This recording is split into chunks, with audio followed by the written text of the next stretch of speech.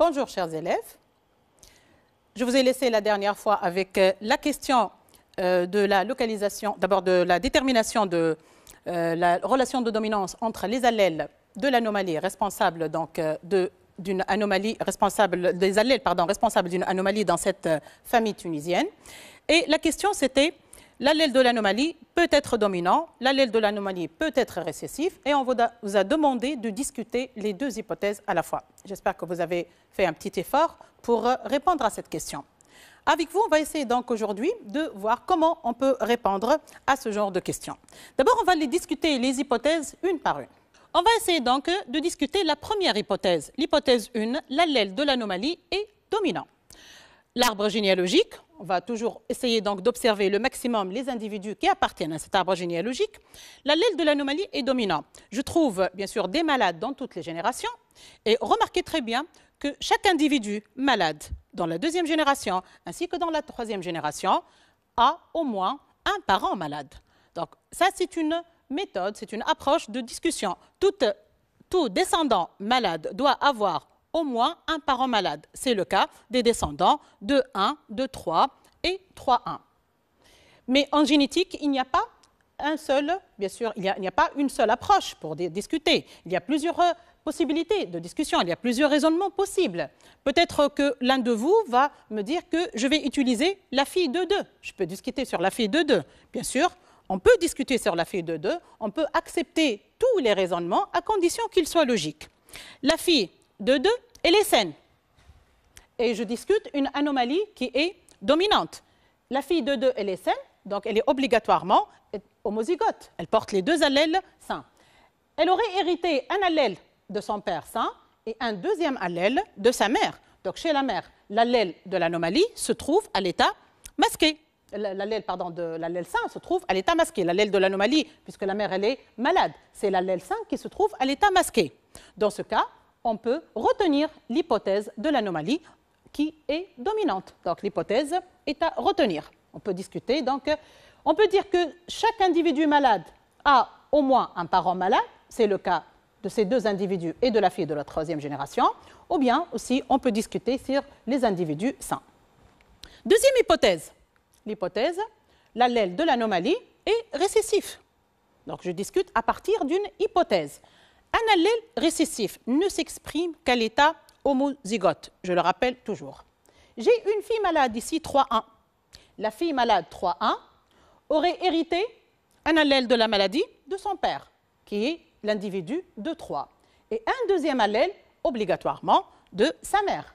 Alors la mère, elle est saine, donc la mère doit être hétérozygote. C'est ce que vous voyez ici dans la discussion. Donc deux parents, l'un malade et l'autre sain, qui peut être hétérozygote, peuvent donner des descendants malades, ce qui est le cas dans le pi degré et le couple 1-1-1-2 pris comme exemple. Donc dans ce cas, aussi, je retiens l'hypothèse. L'hypothèse, elle est à retenir. Je me retrouve ici avec deux hypothèses retenues. Donc l'hypothèse de la maladie dominante, l'hypothèse de la maladie récessive. Or, dans une maladie génétique ou d'une maladie génique, on ne peut pas parler à la fois d'un même allèle qui contrôle une maladie et qui est à la fois dominant et à la fois récessif. Donc ici, on aura besoin d'un autre document, d'un autre argument, d'une autre donnée pour pouvoir trancher entre ces deux hypothèses. C'est ce que va nous donner l'exercice dans la deuxième partie, dans la deuxième question. Sachant que la femme 3-1 est homozygote, précisez laquelle des deux hypothèses précédentes est confirmée. Si je vous donne cette donnée, la femme 3-1 homozygote, comment vous pouvez trancher entre les deux hypothèses? Femme 3-1 homozygote, c'est un phénotype, elle est malade. Et elle est malade et porte les deux allèles. Elle est homozygote, donc elle porte deux allèles identiques, donc les deux allèles de la maladie. La femme, elle est de génotype, elle porte les deux allèles. Elle est de génotype M ou M, que ce soit X ou bien autosomal, on n'a pas encore déterminé la localisation. L'essentiel, c'est qu'elle porte l'allèle de l'anomalie en deux exemplaires. D'où est-ce qu'elle a hérité ces allèles? Bien sûr, l'un de son père de 3 malade et l'autre de sa mère saine. Donc la femme 3-1, elle est homozygote malade, possède deux exemplaires de l'allèle muté, Donc, elle hérite obligatoirement l'allèle muté de sa mère 2,4 saine, d'où la mère 2,4. Chez la mère 2,4, l'allèle muté est masqué par l'allèle normal. Donc, ici, on a répondu à la question, finalement, et on a tranché entre les deux hypothèses, et on a vérifié que l'anomalie, donc l'allèle de l'anomalie, est récessif. On choisit le couple d'allèles, comme d'habitude, NM, pour symboliser, bien sûr, le gène qui contrôle cette anomalie, avec M, l'allèle muté, N, l'allèle normal, et N domine M. Bien sûr, le choix du couple d'allèles va me permettre de décrire les génotypes pour discuter la localisation chromosomique de l'allèle de l'anomalie. La question suivante, bien sûr, toujours, c'est la détermination de la localisation. Donc, pour déterminer la localisation chromosomique, on va discuter, bien sûr, les hypothèses, les trois hypothèses. L'hypothèse de l'anomalie portée par Y, par X et autosomale. Première hypothèse, bien sûr, l'allèle de l'anomalie est porté par le chromosome Y. Bien sûr, ici, vous pouvez rapidement trouver le contre-exemple qui va nous permettre de rejeter cette hypothèse. Tout à l'heure, on a dit qu'une maladie portée par le chromosome Y ne doit pas figurer chez les filles. Or, l'arbre généalogique présente 2 filles malades, 1-2, la mère 1-2 et 3-1. Ça, c'est un premier contre-exemple qui va me permettre de rejeter l'hypothèse. Je peux aussi utiliser un autre contre-exemple. Le père 1-1, dans cet arbre généalogique, a donné 2 garçons malades. Or, le père, il est sain. Donc, la maladie ne peut pas être portée par le chromosome Y. Le sujet 3-1 est une fille atteinte dont le karyotype ne renferme pas le chromosome sexuel Y. Donc, l'hypothèse d'une anomalie portée par le chromosome Y se trouve, bien sûr, rejetée. Deuxième hypothèse, avec la même démarche, l'hypothèse, donc, l'allèle de l'anomalie est récessif porté par un chromosome sexuel X.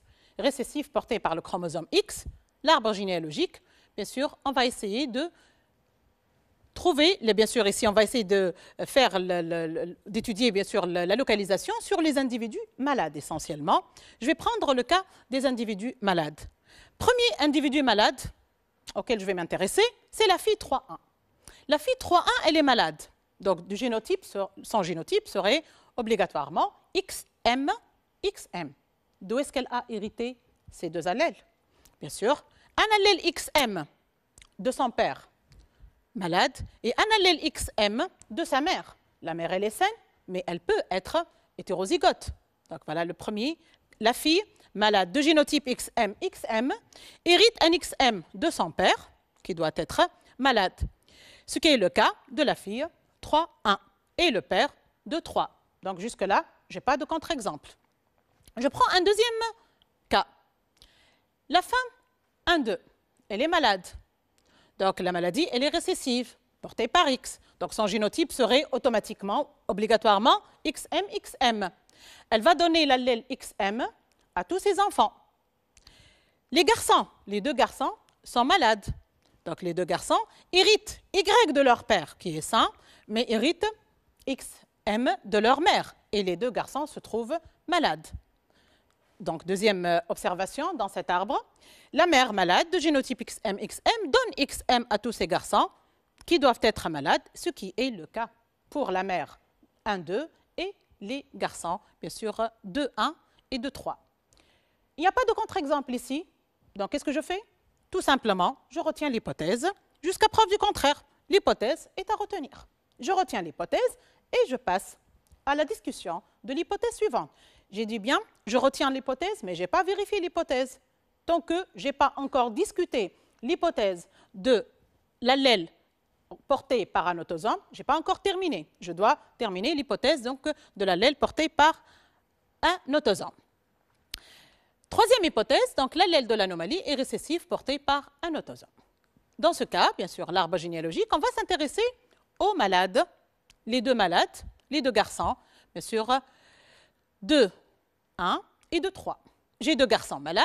Ces 2 garçons malades, je vais chercher d'où est-ce qu'ils héritent l'allèle de l'anomalie. Je regarde leurs parents. Je dois toujours regarder parents descendants pour pouvoir, donc, bien sûr, répondre à la question.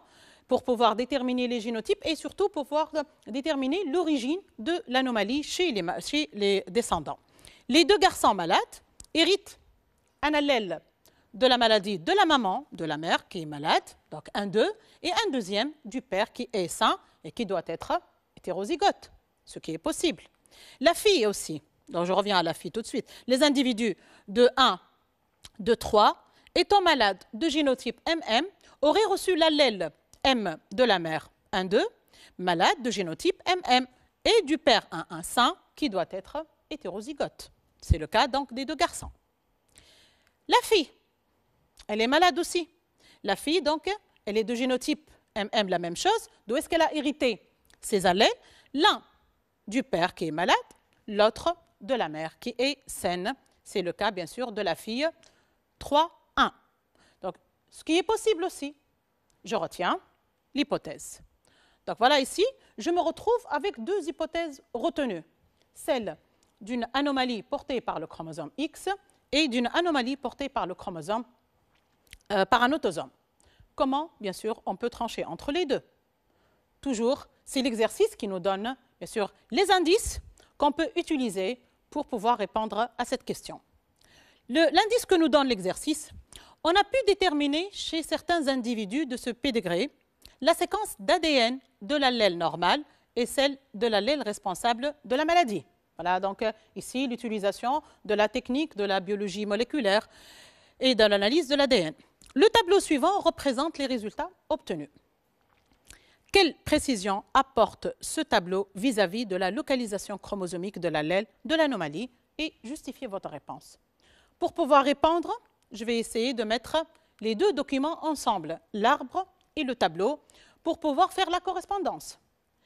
Les individus qu'on a donnés bien sûr, dans ce document, 1-1, 1-2 et 2-2. Je reviens à l'arbre généalogique. 1-1, c'est le père sain. 1-2, c'est la mère malade. 2-2, c'est la fille saine. L'individu 1-1, donc il possède un exemplaire de l'ADN normal. L'individu 1-1. L'individu 1-2, la mère, elle possède 2 exemplaires de l'ADN muté. Et l'individu 2-2, la fille de 2, elle possède les 2 exemplaires, un l'ADN normal et un l'ADN muté. Donc la fille de 2 ici, elle est hétérozygote. Et rappelez-vous que la maladie est récessive. On a montré que la maladie est récessive. L'individu, donc, si la maladie est autosomale, je vais faire un raisonnement, si la maladie est autosomale, donc la fille, bien sûr ici saine, la mère, bien sûr le père ici, normalement, si la maladie est autosomale, il devrait posséder les 2 allèles. Pourquoi? Vous me dites pourquoi? Pourquoi il doit avoir l'allèle normal et l'allèle muté? Parce que tout simplement, il a donné des garçons malades. Comment expliquer l'apparition de la maladie chez ces 2 garçons? Et c'est une maladie récessive. Si la maladie est autosomale, je répète, les 2 garçons auraient bien sûr hérité un allèle normal, un allèle plutôt de l'anomalie de leur mère, mais un deuxième obligatoirement du père. Le père, il est phénotypiquement sain. Donc le père doit posséder les 2 allèles. Or, d'après le tableau, d'après les données de l'exercice, le père ne possède qu'un seul exemplaire de l'ADN, celui de l'ADN normal. Donc le génotype du père ne peut pas s'écrire N sur M. Donc obligatoirement, le génotype du père va s'écrire XNY. Le sujet 1-1 du sexe masculin possède uniquement l'allèle normal en un seul exemplaire. Donc son génotype ne peut être que XNY. Avec cette donnée, bien sûr, on peut déduire ou conclure que l'anomalie est récessive portée par le chromosome X. Voilà donc pour un deuxième exemple. J'espère que, bien sûr, vous avez pu me suivre sur cet exemple et vous avez pu saisir le mode d'analyse, le mode surtout de discussion des hypothèses. La génétique humaine se base essentiellement sur la discussion des hypothèses pour pouvoir bien sûr éliminer les hypothèses non retenues, à rejeter, retenir les hypothèses qui peuvent être validées par la suite par d'autres données.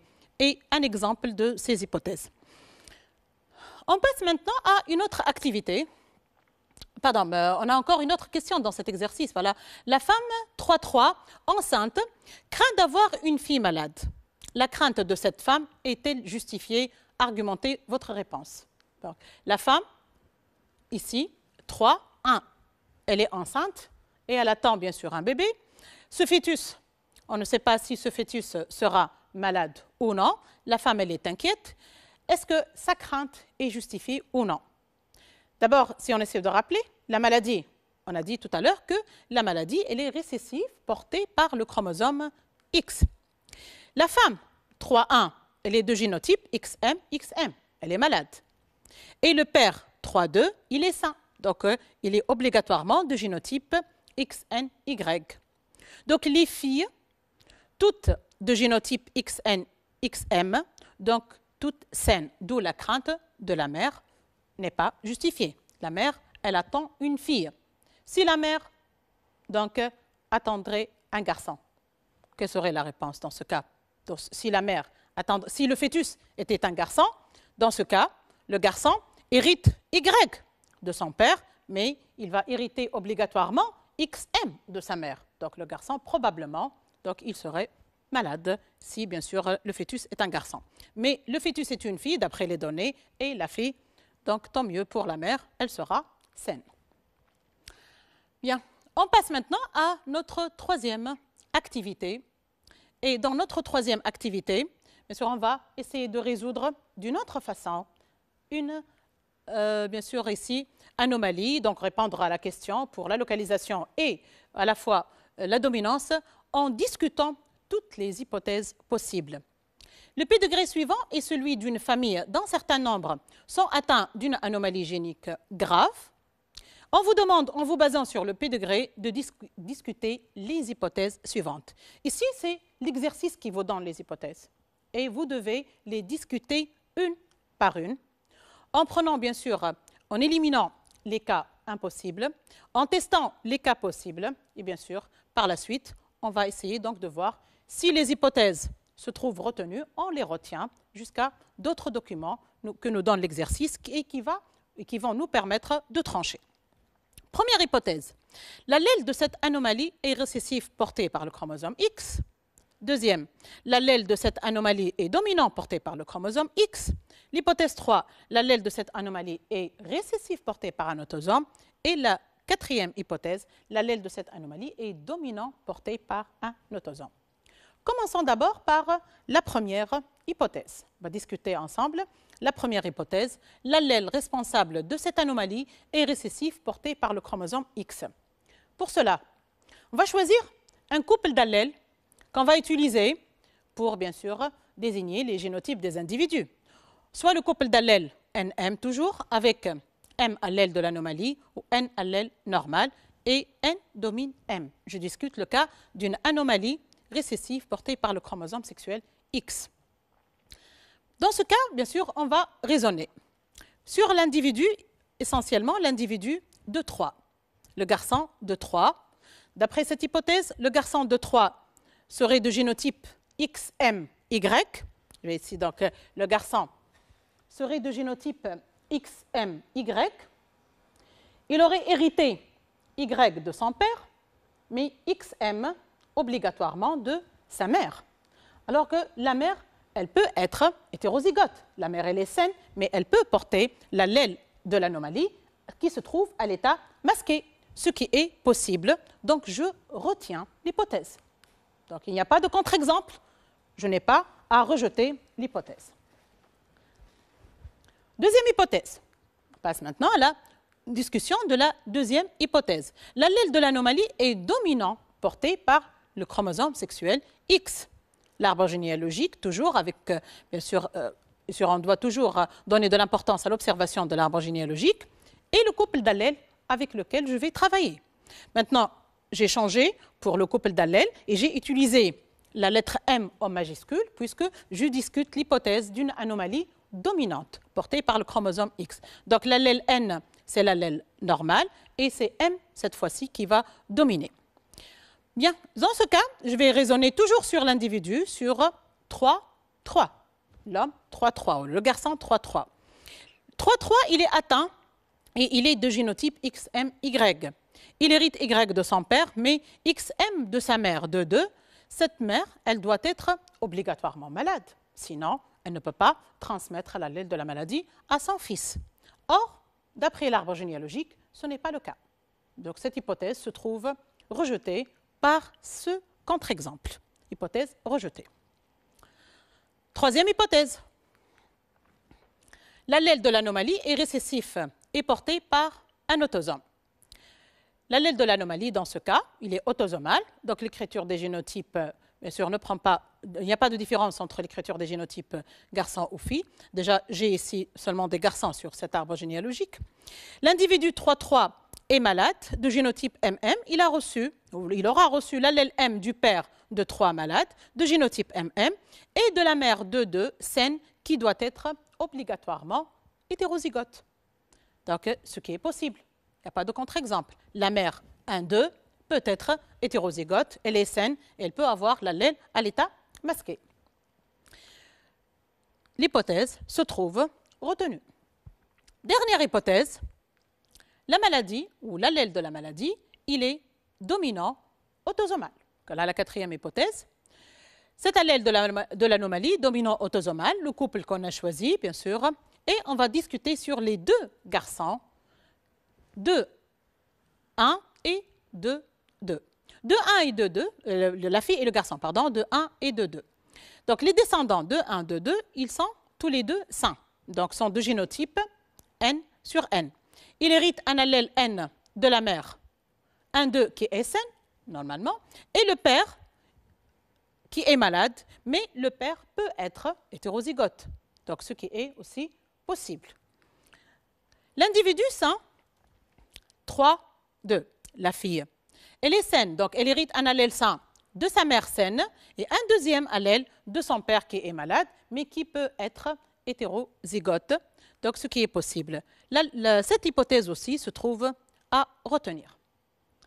Récapitulons donc les hypothèses qu'on a discutées.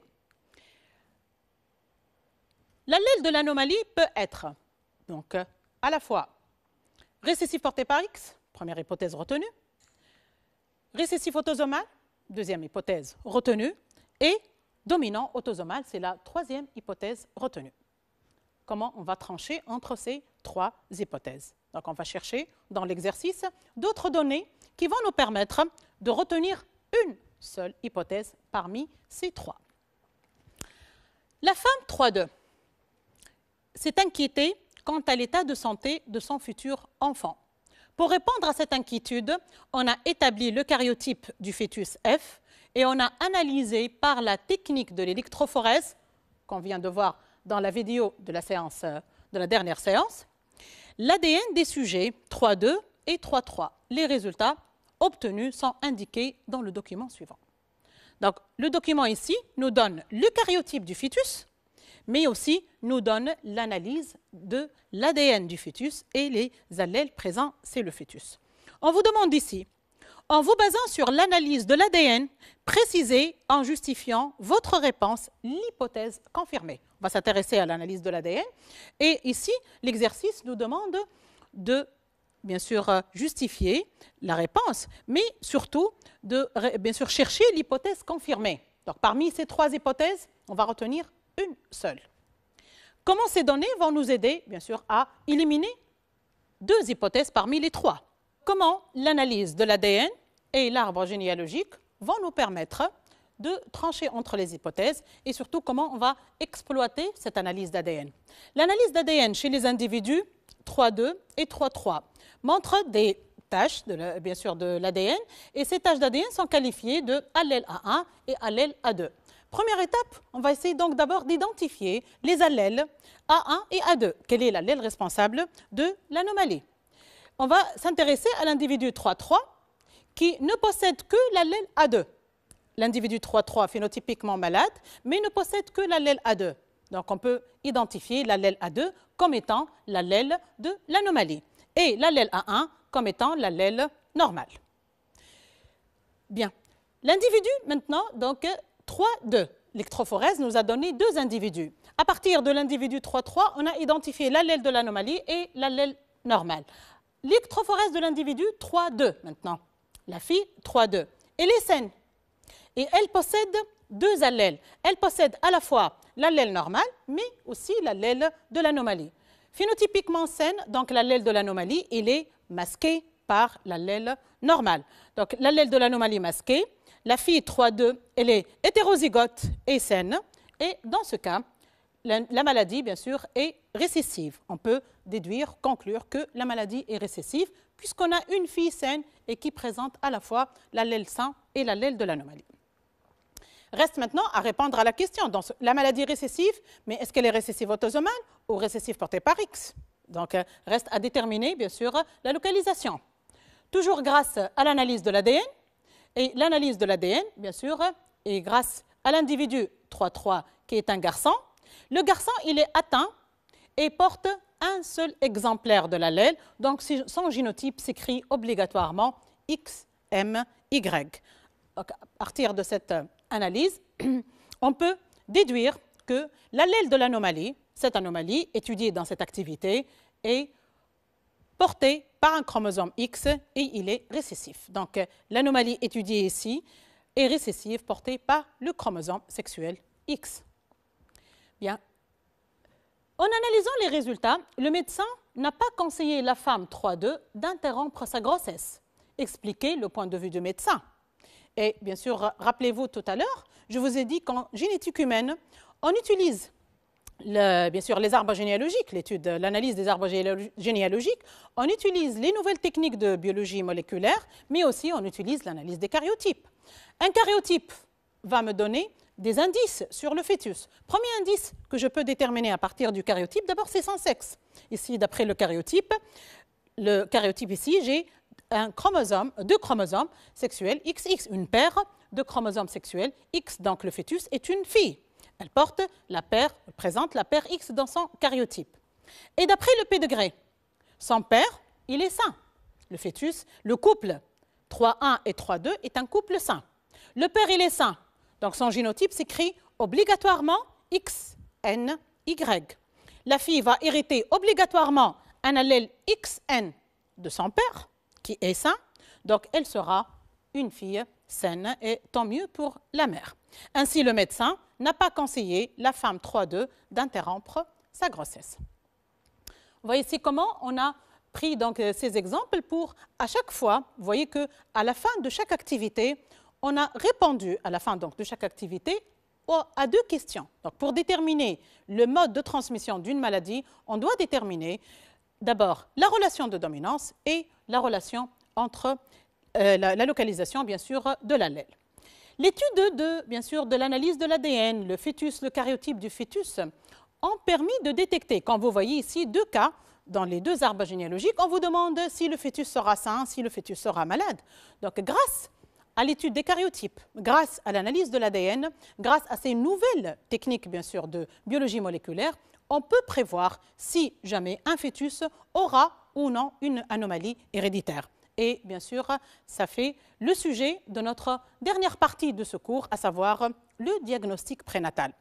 Quel est l'intérêt du diagnostic prénatal? Comme son nom l'indique, le diagnostic prénatal permet d'identifier, bien sûr, de diagnostiquer une maladie, une aberration chromosomique, mais avant la naissance, prénatale. Donc, permet d'identifier une aberration chromosomique, un gène responsable d'une maladie chez un fœtus, même de quelques semaines. Et il est conseillé dans le cas d'une grossesse à risque, femme âgée, mariage ou mariage consanguin. Exemple, bien sûr, de technique de diagnostic prénatal, l'amniosynthèse. C'est le prélèvement du liquide amniotique dans lequel se trouvent des cellules du fœtus.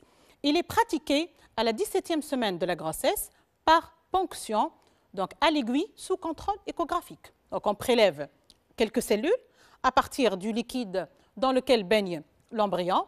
Ces cellules vont être par la suite analysées. On verra par quelle technique d'analyse.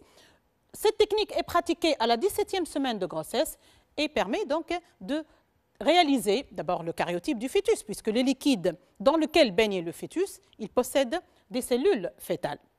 La deuxième technique, c'est le prélèvement du sang fœtal qui a lieu dans le cordon ombilical sous guidage échographique vers la 18e à la 20e semaine de grossesse. Dans le cordon ombilical, on prélève des cellules sanguines du fœtus et bien sûr, ces cellules sont par la suite analysées. Les cellules prélevées par l'une de ces deux techniques sont mises en culture à une température de 37 degrés. Les recherches effectuées sur ces prélèvements variés permettent la détection d'éventuelles aberrations chromosomiques ou de maladies géniques. Les principales techniques utilisées sont d'abord la réalisation de karyotypes. Donc, on réalise un karyotype. Je vous rappelle ici par cette animation comment on réalise un karyotype ou les techniques de réalisation d'un karyotype. Vous avez certainement étudié cette technique avant, mais on va juste la rappeler, cette technique de réalisation d'un karyotype. Prélèvement des cellules du sang veineux, des cellules bien sûr de l'organisme, mise en culture de ces cellules dans un milieu approprié. Il y a séparation des leucocytes et des hématies. On va récupérer les leucocytes puisque ce sont les cellules qui possèdent des noyaux. Mise en culture. On bloque la division grâce à une substance, la colchicine. On éclate les cellules et on recueille les chromosomes qu'on découpe, qu'on range et, bien sûr, qu'on analyse par la suite quand on aura obtenu le karyotype.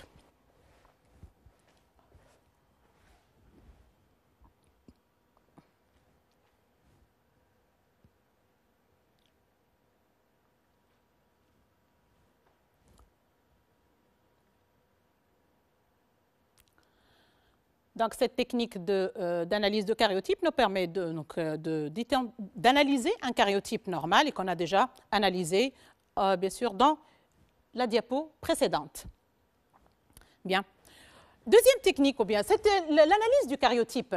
Qu'est-ce qu'elle va nous permettre, cette analyse? L'analyse du karyotype, bien sûr, elle va nous permettre de détecter des aberrations chromosomiques. Des aberrations chromosomiques telles que, comme vous voyez ici, attendez, je reviens ici à la diapo. Les aberrations chromosomiques, comme vous voyez ici chez cet individu, au niveau du chromosome numéro 21. Chez un individu normal, chez un garçon normal, donc on observe ici une paire de chromosomes au niveau de l'autosome 21. 2 exemplaires au niveau de l'autosome 21. Alors que chez cet individu, chez le garçon, il y a 3 exemplaires au niveau de l'autosome 21. Et on parle dans ce cas de la trisomie 21. La question qui se pose, quelle est l'origine de la trisomie 21? Qu'est-ce qui fait que chez ce garçon, il y a 3 exemplaires au niveau du chromosome 21? On va chercher ensemble l'origine de la trisomie 21 grâce à cette animation. La trisomie 21. On va vous rappeler, donc, au cours de la formation des gamètes, une méiose normale. Lors d'une, bien sûr, division normale, une méiose normale, lors de la formation des gamètes, les chromosomes homologues se séparent au cours de la division réductionnelle et par chacun dans une cellule. Donc, la division réductionnelle est caractérisée par la séparation des chromosomes homologues. Lors de la deuxième division, la division équationnelle, les chromatides se séparent de telle sorte à obtenir un exemplaire de chaque, bien sûr, chromosome dans les cellules obtenues, c'est-à-dire dans les gamètes. Mais il arrive parfois que la division, bien sûr, ait des problèmes, ou des anomalies au niveau de la division, telles que la division réductionnelle, comme vous voyez ici, il n'y a pas eu de séparation des chromosomes homologues au cours de la division réductionnelle. Donc, on se trouve avec une cellule qui présente les 2 chromosomes homologues 21 ensemble, alors que la deuxième, elle est vide. Elle ne présente pas d'exemplaire de ce chromosome. Lors de la deuxième division, à la fin de la division, on obtient des gamètes qui présentent donc N plus 1 chromosome au lieu de 23 chromosomes. Donc, on obtient des gamètes avec 24 chromosomes et qui possèdent un chromosome surnuméraire, un chromosome au niveau de l'autosome 21. Donc, il y a un exemplaire en plus. L'anomalie de la division de la méiose peut se dérouler dans la deuxième division. Donc, la première division peut se dérouler normalement, sans aucun problème. Il y a séparation des chromosomes homologues, mais au cours de la deuxième division, les chromatides peuvent ne pas se séparer et par conséquent, on va se trouver avec 2 chromatides dans la même cellule. La fécondation donc, va permettre l'union entre un gamète normal avec un gamète qui possède 2 exemplaires du chromosome 21 et on se trouve avec des zygotes à 2N plus 1 chromosome. C'est le cas des trisomies. Il y a plusieurs cas de trisomie, mais nous, on étudie seulement le cas de la trisomie 21. Donc la trisomie 21, si j'essaie de l'expliquer, la trisomie 21 résulte donc d'un accident survenu au cours de la méiose chez l'un des parents. Les 2 chromosomes de la même paire ne se séparent pas et passent ensemble dans la même cellule fille. Cela peut se produire lors de la division réductionnelle ou bien lors de la division équationnelle. Ainsi se forment des gamètes possédant 2 chromosomes 21. À la fécondation d'un gamète normal par un gamète anormal entraîne bien sûr la formation d'un zygote ayant 3 chromosomes 21. Donc le karyotype permet toujours de détecter les aberrations du chromosome sur le plan nombre de chromosomes, forme du chromosome. Mais ça ne permet pas de détecter les anomalies géniques. Pour détecter les anomalies géniques, le diagnostic d'une anomalie génique, on peut bien sûr avoir recours à l'analyse de l'ADN fœtal qui correspond au gène de la maladie par l'utilisation de la technique toujours de l'électrophorèse qu'on a vue bien sûr précédemment dans la vidéo de la séance précédente. Bien sûr, ainsi s'achève notre cours. Je vous remercie pour votre attention et j'espère vous retrouver peut-être dans d'autres cours.